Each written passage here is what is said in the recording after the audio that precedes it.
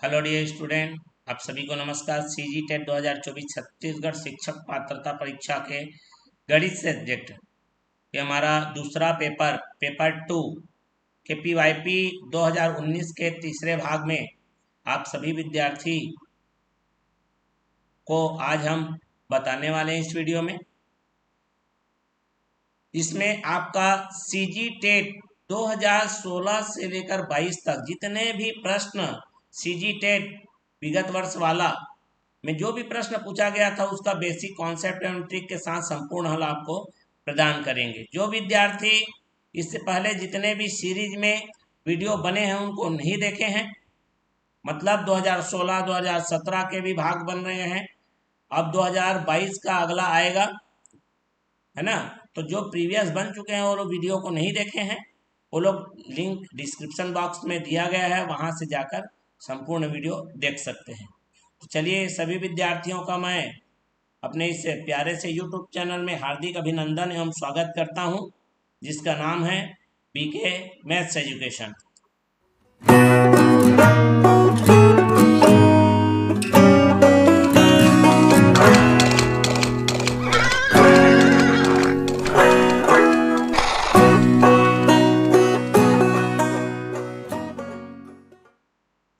जैसा कि मैं बता चुका हूं, ये कड़ी बाई कड़ी हमारी वीडियो बन रही है, अलग अलग वर्षों का। यह 2019 का आखिरी भाग है, ठीक है। तो बढ़ते हैं अब इसमें, आज के इस वीडियो में क्या क्या प्रश्न है उनको देखते हैं और सॉल्व करते हैं।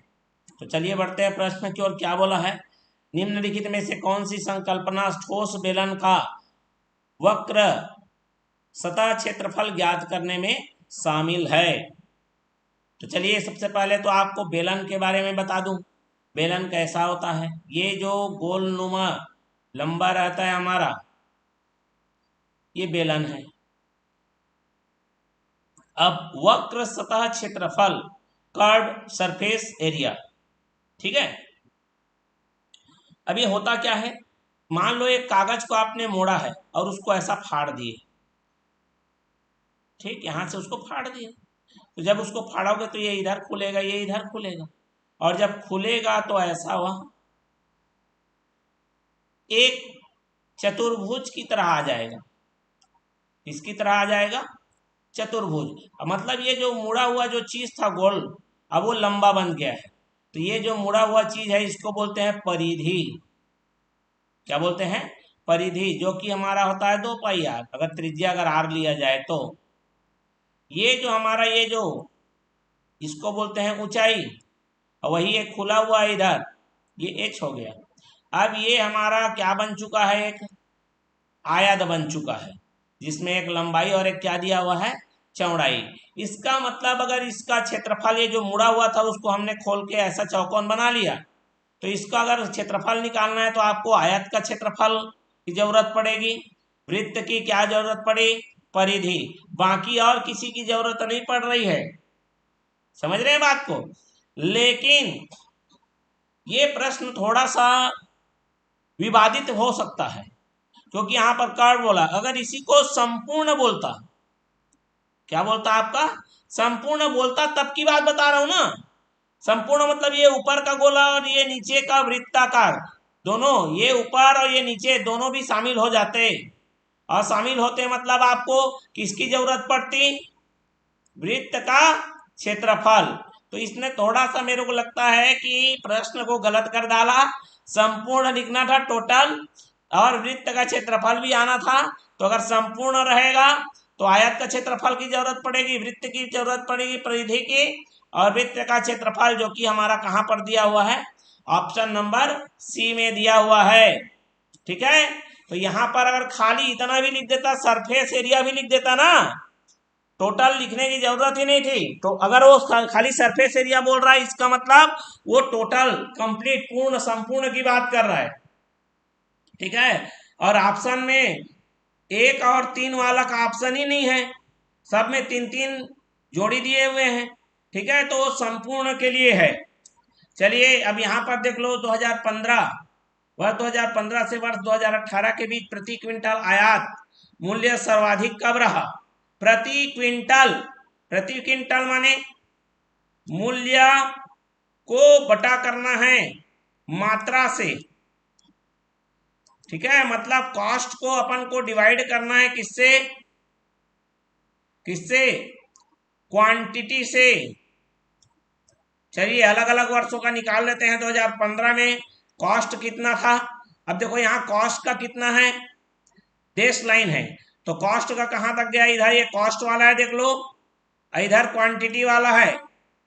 तो कॉस्ट डेश लाइन देखो, बहुत सारा प्रपंच ज्यादा है इजी, लेकिन पूरा तमाशा करना पड़ेगा। तो चलिए कॉस्ट को देखो यहाँ पर 60 डिवाइडेड बाय क्वांटिटी, देखो उसका क्वांटिटी है 6, राइट को लेफ्ट और लेफ्ट को राइट कर दोगे तो भी नहीं चलेगा।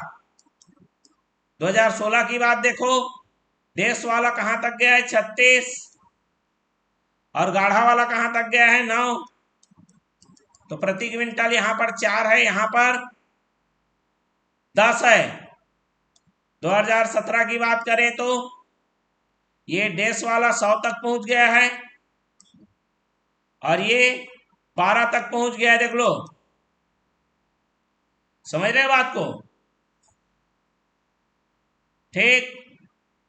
चलिए तो यहां पर हमारा कितना आया देख लो, ये 12 अट्ठे 96। आदमी को लगेगा सबसे ऊपर पॉइंट 100 है, लेकिन 8 आ रहा है, यहां पर 10 आ रहा है, देख लो फर्क है भैया थोड़ा थोड़ा में। 18 की बात देखो, ये देश वाला 20 है, और ये वाला इधर वाला 6 है, तो 6 तिया 18, 6 सबसे ज्यादा कहां पर दिख रहा है, प्रति क्विंटल वाला 10। कौन से साल में, वर्ष 2015 में। आदमी क्या होगा, अरे दिखेगा, वाह यार कितना इजी पूछ देता है यार, वाह वाह वाह वाह वाह बोल देगा, और सीधा वो पिक पॉइंट को मार देगा। पिक पॉइंट मतलब 100, वर्ष बोलेगा 2017। भैया कहाँ लगे हो, गलत हो जाएगा भैया। प्रश्न को इत्मीनान और ध्यान से बिल्कुल पढ़ा करो। एक शहर की जनसंख्या में पुरुष और स्त्री का अनुपात दे दिया है, देख लो, पुरुष स्त्री 12-11।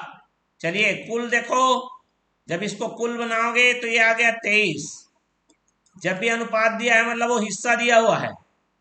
यहां पर देखो टोटल जनसंख्या दिया हुआ है, मतलब अगर हिस्से में देखा जाए तो 23 हिस्सा, और उसी को आदमी में जनसंख्या के भाग में तोड़ोगे तो 460000, माने एक हिस्सा बराबर कितना आ गया, जरा ध्यान से देखो तो 460000 डिवाइडेड बाई कितना 23। 23 से कम 23, 23 दूने 46, कितना जीरो लगेगा 4 जीरो।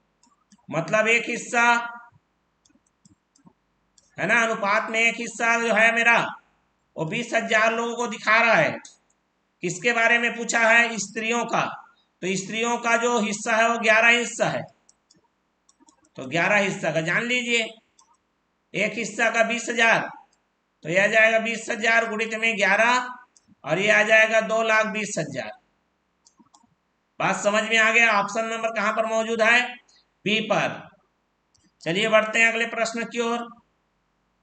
क्या बोला है जरा देखो, रामू पेन और 2 पेन और 3 पेंसिल खरीदने के लिए 19 रुपए का भुगतान किया, जबकि 5 पेन 4 पेंसिल खरीदने के बाद 37 रुपए का भुगतान किया। तब प्रति इकाई पेन एवं पेंसिल की कीमतें थी क्रमशः। चलिए दो चर वाले रैखिक समीकरण का है, और अगर आपको मेथड नहीं आता है तो आपको फिर भी इस क्वेश्चन को छोड़ना नहीं है, बनाना कैसे है मैं आपको समझाऊंगा। चलिए तो हम लोग एक्स वाई ले लेते हैं। एक पेन का ले लो एक्स, एक पेंसिल का ले लो भैया, कितना रुपया वाई। यहां पर कितना पेन खरीद रहा है 2, तो एक्स कितने बार आ जाएगा 2 बार। पेंसिल कितना खरीद रहा है 3, तो 3 वाई, और दोनों के लिए टोटल कितना पैसा दिया 19। समीकरण 1, ठीक है, एक समीकरण बन गया। दूसरे बार में वो 5 पेन खरीदा है, मतलब 5x धन कितना पेंसिल 4, तो 4 वाई बराबर में कितना भुगतान किया है 37। इक्वेशन नंबर कितना 2, ठीक है। अब यहां पर क्या करना है, उसके गुणांक को बराबर करना है। गुणांक किसको बोलते हैं? जैसे x के साथ 2 है, यहाँ पर 5 है, दोनों को बराबर करना है।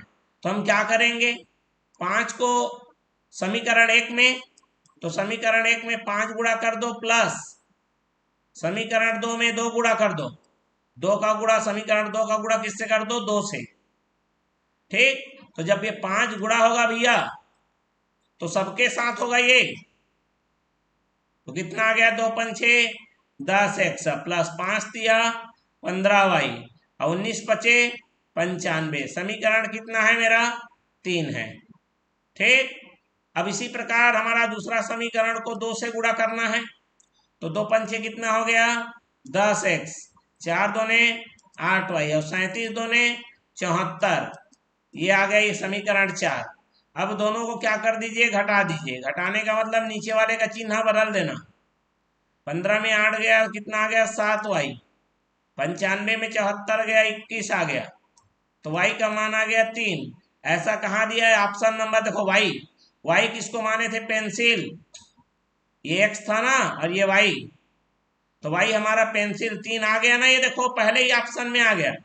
अगर आपको ये मेथड नहीं आ रहा है कैसे करोगे? तो करना कुछ नहीं है, देखो 2 पेन है, ये आपका तो आंसर पहले से दिया हुआ है।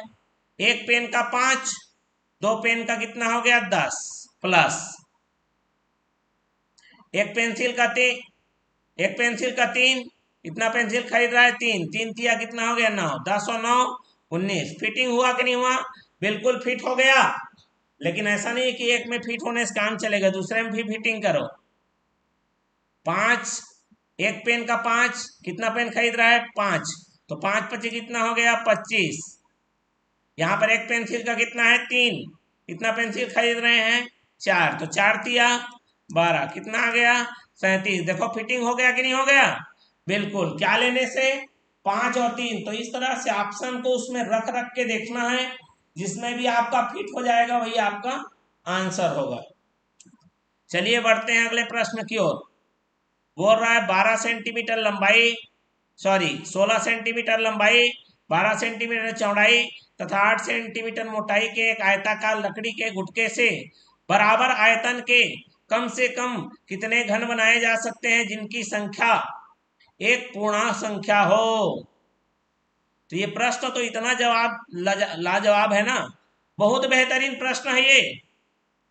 अब ये प्रश्न कहना क्या चाह रहा है, उसके लिए सबसे पहले आपको एक आयत बनाना, आयताकार गुटका चाहिए। आयताकार गुटका बोलने का मतलब समझते हो? ये रहा आपका आयताकार गुटका, देख लो।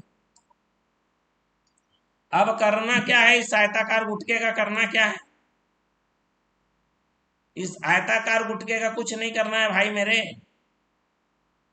इसको जो करना है वो मैं बता देता हूं। इसको करना इतना है कि इसको बराबर वाले टुकड़े वाले में काटना है। तो पहले, सबसे पहले तो इसकी लंबाइयों को ले लो। ये आ गया, लंबाई है हमारा 16 सेंटीमीटर, चौड़ाई कितनी दी गई है? 12 सेंटीमीटर, और ऊंचाई कितनी दी गई है? 8 सेंटीमीटर।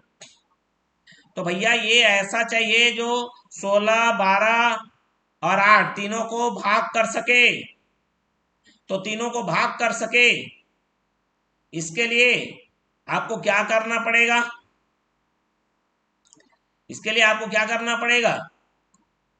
इसके लिए हमें एक ऐसा चीज खोजना पड़ेगा जो तीनों को भाग कर सके। मतलब 16, 12 व 8 का महत्तम निकालना है, जो कि कितना आएगा? 4 सेंटीमीटर। मतलब ये जो घन है, घन है मेरा, ये 4 सेंटीमीटर वाला रहेगा। मतलब 4 लंबा, 4 चौड़ा, 4 ऊंचा, और ऐसी करके 4 वाले में इसको काटना है। अब काटने का मतलब होता है बड़े वाले आयतन को छोटे वाले, छोटे छोटे ऐसी छोटा छोटा टुकड़ा में बनाना है। तो इसका मतलब बड़े वाला आयतन क्या हो जाएगा? लंबाई गुणित चौड़ाई गुणित ऊंचाई बटे ऐसी छोटा छोटा 4 वाला काटना है। तो 4 लंबा है, 4 चौड़ा है, 4 ऊंचा है। 4 चौक 16, 4 तिया 12 और 4 दूनी 8। तो 4 गुणित 3 गुणित 2, 4 तिया 12 दूनी कितना? 24। तो ऑप्शन नंबर कहां पर मौजूद है ऐसा? डी पर। मतलब ऐसी बड़ा से बड़ा अगर काटने की कोशिश करोगे घनाकार में, बराबर आयतन मतलब वही घनाकार ही पूछ रहा है, तो आपको कितना घन मिलेगा?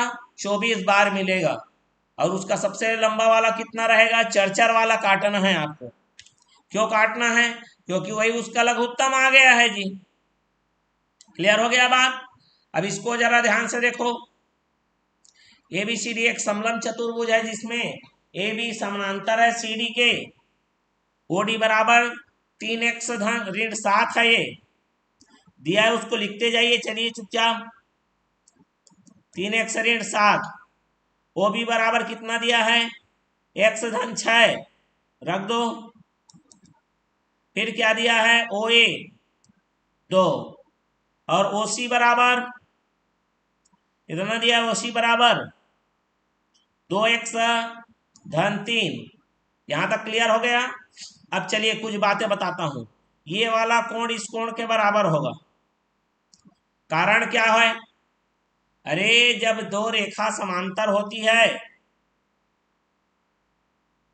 और कोई इसको तिर्यक रेखा काटे तो उसके एकांतर कोण बराबर होते हैं। लेकिन मेरे को इससे मतलब नहीं है, मेरे को मतलब है ये दो त्रिभुज से। त्रिभुज से क्यों मतलब है? तो चलिए उनका नामकरण भी करता हूं मैं। इसका नाम है ए ओ बी और एक का नाम है सी ओ डी। अब यहां पर आप देख रहे होंगे कोण ए जो बराबर है किसके? डी के बराबर है। उसी प्रकार ये जो मेरा बी है ना, इस सी के भी बराबर हो जाएगा। ये जो कोण आपका बी है वो सी के भी क्या हो जाएगा? बराबर आ जाएगा। अब यहां तक स्पष्ट हो गया? समझ में आ गया बात? अब यहां पर एक कक्षा 10वीं का नियम लगेगा जिसको बोलते हैं समरूपता नियम। क्या बोला जाता है? समरूपता। मतलब दो त्रिभुज सेम टू सेम दिखे। सर्वांग समता नहीं बोल रहा हूं, समरूपता। क्यों ऐसा हो रहा है? देखो यहां पर एक नियम है कि अगर दो त्रिभुज के दो कोण आपस में, दो संगत कोण आपस में बराबर हो जाएं तो कोण कोण समरूपता से, कौन से समरूपता से? कोण कोण समरूपता से क्या हो जाएगा? त्रिभुज ए ओ बी, त्रिभुज ए ओ बी समरूप। ये समरूप का चिन्ह है, ठीक है? समरूप का चिन्ह है। तो देखो यहां पर ऐसा आगे पीछे किसी को भी नहीं लिख देना है, ओसीडी डीओसी कुछ भी नहीं लिख देना है। इसको लिखने का एक नियम होता है। सबसे पहले आप यहां पर किसको लिखे हो? ए को। ए के इधर बराबर में कौन है? डी है, ठीक, पहला चीज। उसके बाद किसको लिखे हो? ओ। तो ये ओ के बराबर इधर कौन दिख रहा है? ओ। ऐसा क्रम में जमाना है। बी लिखे हो तो बी इधर किसके बराबर है? सी के बराबर। तो जब भी ऐसा समरूप हो जाए तो उनके भुजाओं का अनुपात बराबर होगा। तो ए ओ का बटा में किसको लोगे? डी ओ बराबर होगा। यहां पर दूसरा तीसरा में कौन है? O B. इधर दूसरा तीसरा में कौन है मेरा? ओ सी। अब मान को रख दीजिए ए ओ। ए ओ ए ओ कहाँ गया? ए ओ ए ओ ओ ए। चलिए दो आ गया। ओ डी 3x ऋण 7, बीच में क्या लगेगा? बराबर। फिर क्या हो जाएगा मेरा? ओ बी x धन 6 बटे 2x धन 3। चलिए तिर्यक गुणा कर लीजिए। ये दो दोनों के साथ गुणा होगा, कितना आ जाएगा? 4x धन 2 तिया 6। अब ये भैया ये तो द्विपद है, तो पहला वाला दोनों के साथ गुणा होगा तो कितना आ जाएगा? 3x स्क्वायर प्लस 6 तिया 18x। यहां तक समझ में आ गया?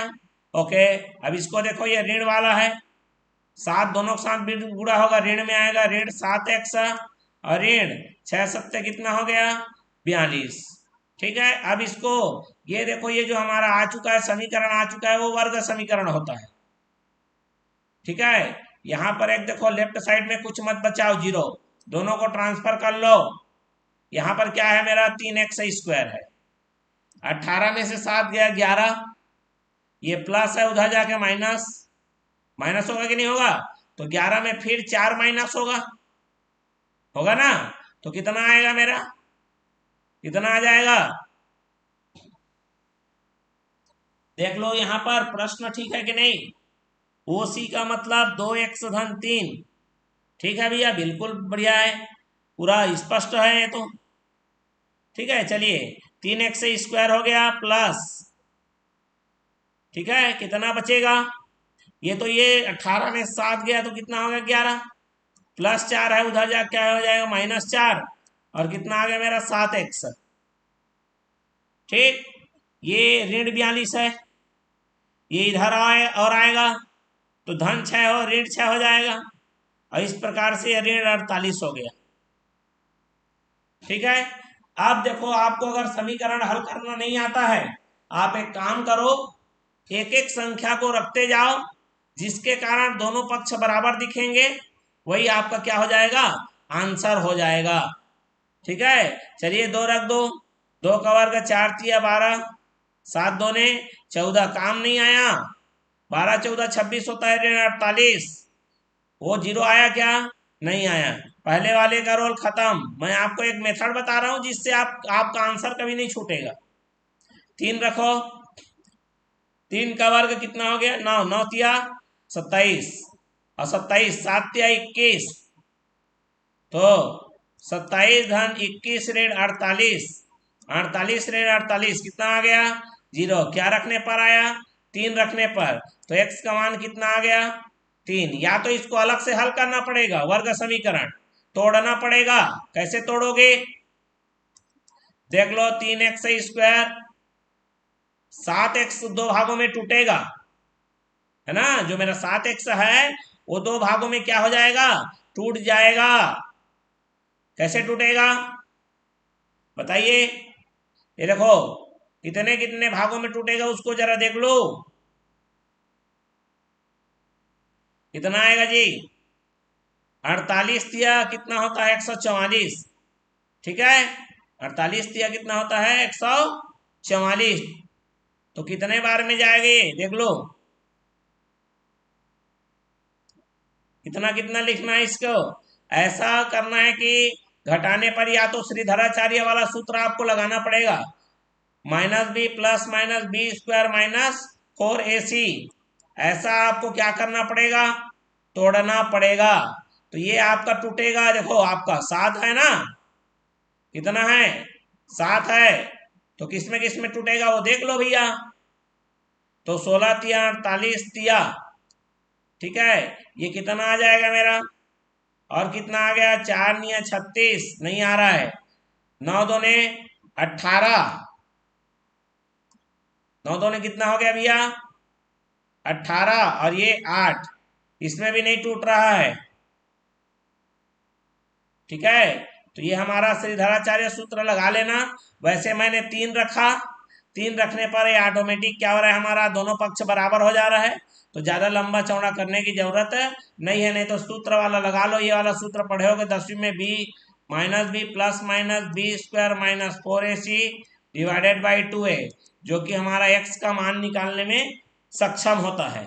ठीक है, तो यहाँ पर ऋण b के जगह में किसको रखोगे 7 plus minus under root B square मतलब 49 ऋण 48 दिया 144, 144 गुणित में 4, 200 कितना हो गया 56, वो भी प्लस में 256 बटे में 2 गुणित 3, और इस तरह से जब इसको निकालोगे, समझ रहे बात को, तो जब निकालोगे तो हमारा आंसर कितना आएगा, ये 49 और 256 को जब जोड़ोगे तो 9 225 कितना आ जाएगा भैया जल्दी बताओ, 49 को जब जोड़ोगे इससे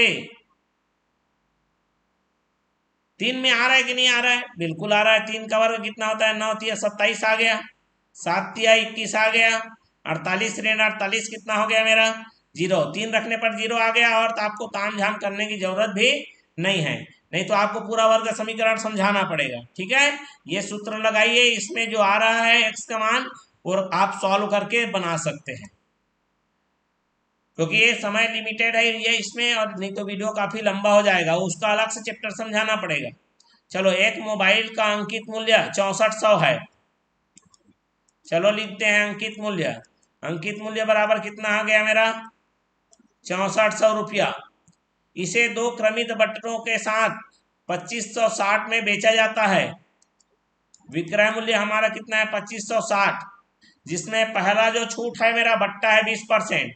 तो चलिए 6400 में, ठीक है, पहली बार पहला बट्टा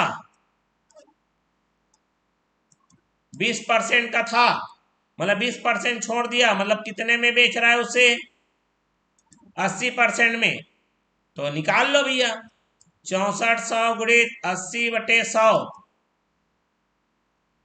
0 0 0 0, कितना हो गया 8 चौक 32 का 2 हासिल है 3, 8 छक्का 48 और 3 51। ठीक, यहां तक समझ में आ गया। अब देखो अभी एक छूट मिलने के बाद 5120 हो गया है, लेकिन वो फाइनल कहां तक हो चुका है देख लो 2560, क्या 2560। तो भैया कितना छूट दिया, तो 2560 आपका आके उतरा है। ठीक है, तो यहां पर देख लो पहले कितना छूट और मिला दूसरी बार में, तो ये कितना आ गया, इसको घटा लो जी। ठीक है, क्या करना है आपको, घटा लेना है। 2540 का छूट मिल रहा है, देखो सीधा 2540 का छूट मिल रहा है आपको। क्लियर है, जो 5120 है वह 2560 में, हाँ तो आपको तो सीधा सीधा दिख रहा है भाई, ये इसका आधा है, मतलब पूरे 50% क्या हो रहा है आपको छूट मिल रहा है। देखो 5120 का चीज था और इतने में मिल रहा है, मतलब जितने में मिल रहा है उतना ही आपको क्या मिला है, छूट मिला है 2560 का, मतलब 50-50 हुआ कि नहीं हुआ, मतलब दूसरा छूट आपको कितने का मिला 50 का। ऐसी बच्चा बच्चा जान जाएगा यार उसको सीधा सीधा। अब उसको सॉल्व कैसे करेंगे सर, सॉल्व कैसे करेंगे, अगर मान लो दूसरा रहा तो चलो आधा है तो दिख गया, नहीं रहता तो कैसे करते। अरे भाई ये जो डिफरेंस है ना, ठीक, क्या है ये डिफरेंस है, यही तो मेरा छूट है, लेकिन ये रुपये में था। तो 2560 डिफरेंस को देखना, फिर क्या करना है, जितना हो चुका है कितना था उसको देखना है, गुणित में कितना लगा लेना है 100%, ये 1 2 ये 2, दूसरा छूट है वो कितने का है 50%।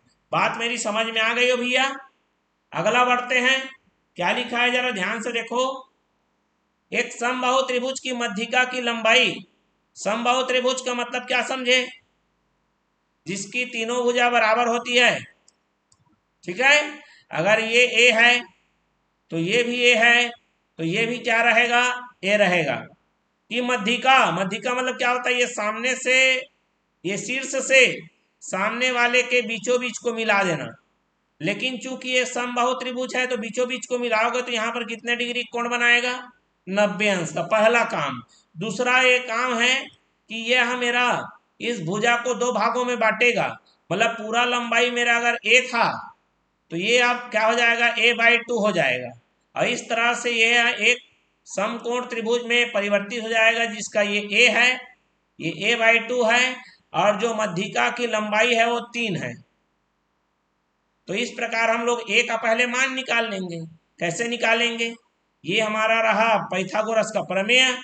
ठीक, तो निकाल लीजिए, कर्ण का वर्ग, लंब का वर्ग, धन आधार का वर्ग, मतलब a/2 पूरे का वर्ग। ठीक, इस पर समझ में आ गया। चलिए बिल्कुल, अब ये आ गया मेरा a का वर्ग ऋण, ये प्लस है इधर आके माइनस होगा, a का वर्ग बटे 2 का वर्ग 4, 3 का वर्ग कितना होता है 9, दोनों का लघुत्तम ले लीजिए। ठीक है, तो 4 में से 1 गया तो 3, a का वर्ग बराबर कितना आ गया 9, 3 एकम 3 तिया 9। चलिए a का वर्ग बताइए, 4 तिया कितना हो गया 12, तो जब खाली a निकालोगे तो वर्गमूल 12 करोगे, जो कि 2 वर्गमूल 3 आएगा, माने a का मान हमारे पास आ गया। ठीक है, अब समबाहु त्रिभुज, त्रिभुज का जो क्षेत्रफल है वो कैसे निकलता है, इसके लिए सूत्र है √3/4 भुजा गुणित भुजा, और ए निकल गया है मतलब भुजा निकल गया है, कितना निकला है 2 वर्गमूल 3 रख दो भाई, तो ये आ गया वर्गमूल 3/4 भुजा 2 वर्गमूल 3 गुणित 2 वर्गमूल 3, 2 2 ने 4 से 4 काट, वर्गमूल 3 3 होता है, और ये अलग से वर्गमूल 3 एक बार और है, तो 3 वर्गमूल 3 कहीं है क्या? जी हाँ बिल्कुल, ऑप्शन नंबर कहां पर है? ए पर मौजूद है। ठीक है, बढ़ जाएं आगे। चलिए बढ़ते हैं अगले प्रश्न की ओर। क्या लिखा है? निम्नलिखित में से कौन सी सर्वाधिक सामान्य कल्पना है? तो हमारी सामान्य जो कल्पना है वो है चतुर्भुज। क्यों? क्योंकि वर्ग, समचतुर्भुज, आयत, ये एक विशेष कल्पना है ना। जब 4 भुजा वाले में कुछ खासियत आ जाती है तब वो वर्ग बन पाएगा, 4 भुजा वाले में कुछ और खासियत आ जाएगी तब वो समचतुर्भुज बन पाएगा, 4 भुजा वाले में कुछ और खासियत आ जाएगी तभी वो आयत बनेगा। मतलब ये ऊपर की जो 3 चीजें हैं, वर्ग, समचतुर्भुज और आयत बनने के लिए एक विशेष संकल्पना की आवश्यकता होती है। ठीक है, और जो हमारा कॉमन कॉन्सेप्ट है उसका मतलब वो चतुर्भुज है जी। बात हो गई स्पष्ट। चलिए बढ़ते हैं अगले प्रश्न की ओर। अब ये रहा मेरा अगला प्रश्न, और इतना जबरदस्त प्रश्न है कि क्या बताऊं मैं। ठीक है, देखो वर्ग समीकरण का बहुत ज्यादा यूज हुआ है। अब x + 1/x = 3 और x की घात 5 धन 1/x की घात 5 बराबर पूछ दिया है। अब इसका आंसर होगा नॉन ऑफ दिस। सर आप कैसे बोल रहे हो? तो देखो पहले तो इसको वर्ग, इसका कोई सूत्र नहीं होता है। जैसे कि एक, अगर ये वर्ग वाला होता, घात 3 वाला होता, घात 4 वाला होता, तब तो इसका एक ट्रिक लगा लेते, लेकिन ये 5 वाला है तो ट्रिक लगाते भी नहीं बन रहा है। इसमें आपको सबसे पहले x का मान निकालना पड़ेगा। ठीक है, जो कि एक वर्ग समीकरण में क्या हो जाएगा, तब्दील होगा, और यहां पर से आप x का मान निकालोगे, वही वाला सूत्र अभी जो श्रीधराचार्य -b ± √b² - 4ac बटे 2a। बहुत लंबा कॉन्सेप्ट आएगा, लेकिन ये नॉन ऑफ दिस न, इनमें से कोई नहीं। उसका विशेष कारण बता देता हूँ, रीजन बताऊंगा, बिना रीजन के नहीं जाऊंगा मैं बताए हुए। समझ रहे हो बात को? तो चलो ये देखो, ऋण 3 है, ऋण और है, तो ऋण ऋण कितना हो गया, धन 3, प्लस माइनस आ गया, b² मतलब 9, ऋण 4 गुणित a का मतलब 1 और c का मतलब भी 1 बटे में 2 गुणित 1, तो ये आ जाएगा मेरा 3 धन ऋण वर्गमूल 5/2। धन भी ले सकते हो, ऋण भी ले सकते हो, लेकिन ऋण हम लेंगे नहीं, प्लस में लेंगे क्योंकि, ठीक है। तो चलिए अब यहां से देखो, 3 धन वर्गमूल 5/2 पूरे की घात करोगे 5 प्लस, ठीक है। अब इसका 1 लोगे, उल्टा लोगे, 1/3 धन वर्गमूल 5 करोगे, और इसको जब परमेयीकरण में जब हल करोगे, ठीक है, क्या करेंगे परमीकरण में, क्या करेंगे, हल करेंगे, बटे में 2 है नहीं, याद रख लो। ठीक है, तो ये ऊपर में जाएगा 2, बटे में आएगा 4, और गुणित में आ जाएगा ये 3 ऋण वर्गमूल 5। तो जो कि आंसर आएगा मेरा 3 ऋण वर्गमूल 5 बटे में कितना आ जाएगा, 2 आ जाएगा परमीकरण करने पर। ठीक है, मतलब 1 अगर x लेते हैं, ये जो आ रहा है आंसर वो 1/x का है। समझ रहे बात को? 1/x, देखो ये x है, तो इसका मतलब 1/x का मान कितना आ जाएगा, 3 ऋण वर्गमूल 5 बटे में कितना आएगा, 2, और पूरे की घात कितना आ गया, 2 आ गया। ठीक है, तो चलिए जब इस प्रकार इसको जब हल करेंगे तो ये हमारा, तो अब इसका एक सूत्र होता है a धन b पूरे की घात 5 का, a की घात 5 धन 10, ठीक है, कितना 10, a की घात 4b प्लस 6, ठीक है, और कितना है a की घात 3 b² प्लस कितना, फिर हमारे पास आ जाएगा 6, और a² b की घात 3 प्लस 10 a और b की घात 4 प्लस b की घात कितना, कितना आएगा हमारा, ये b की घात 5 आ जाएगा। ठीक है, अब ये कैसे आया, ये आपका द्विपद प्रमेय पढ़ना पड़ेगा, 11वीं का कॉन्सेप्ट पढ़ना पड़ेगा आप इसके लिए। समझ रहे हैं बात को? पूरा 11वीं का कॉन्सेप्ट पढ़ना पड़ेगा आपको। तो फिलहाल तो ये समझिए ये होता है, अगर ये माइनस लग गया तो ये माइनस, फिर प्लस, फिर माइनस, फिर प्लस और ये फिर माइनस। ठीक, तो इस तरह से देखोगे तो आपका पहला जो भाग है इसका मतलब बटे में तो 4 आएगा ही। ठीक है, ऊपर का हिस्सा को बस हल कर देता हूं ना, ये ऊपर वाला हिस्सा आप हल करके देखो। 3 की घात 5 आ गया, ओके, प्लस, ठीक है, ध्यान से देखते जाना, 10 तो गुणा में रहेगा, 3 की घात 4 रहेगा, वर्गमूल 5 की घात क्या रहेगा, 1 रहेगा।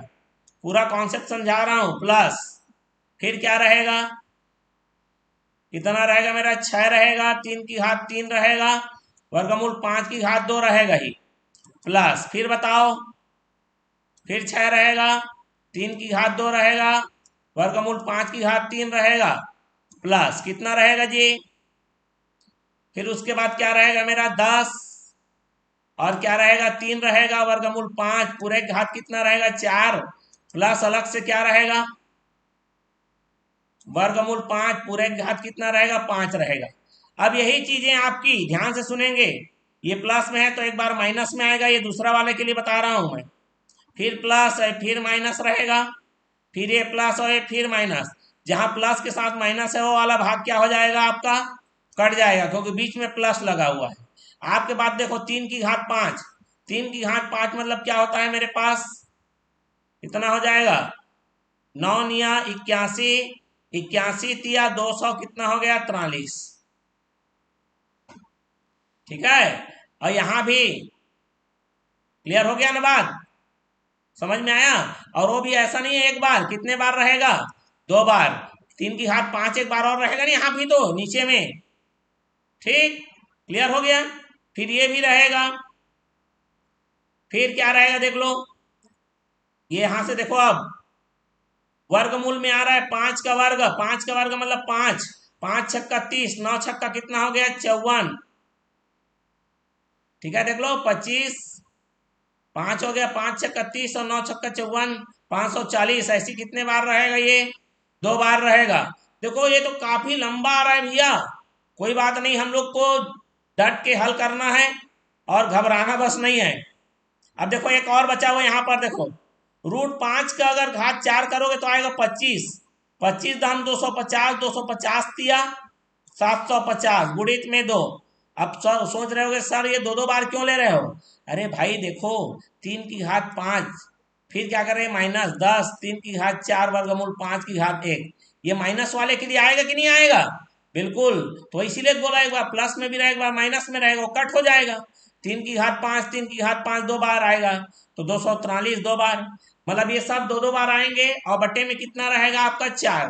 ये देखो 2 की घात, सॉरी 4 नहीं रहेगा, 4 नहीं रहेगा, 4 नहीं रहेगा, ये 4 नहीं रहेगा, 2 की घात 5, 2 की घात 5 मतलब कितना हो गया मेरे पास 32 होता है, तो बटे में कितना लिखना पड़ेगा आपको 32।